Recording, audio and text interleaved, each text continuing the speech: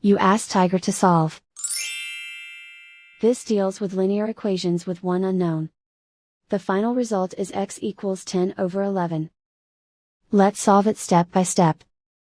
Simplify the expression. Expand the parentheses. Multiply the coefficients. Simplify the arithmetic. Group all x terms on the left side of the equation.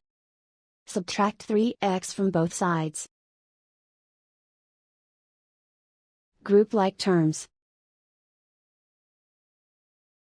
Simplify the arithmetic.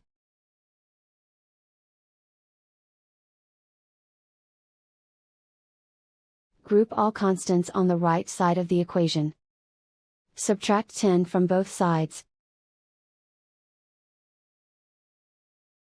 Simplify the arithmetic.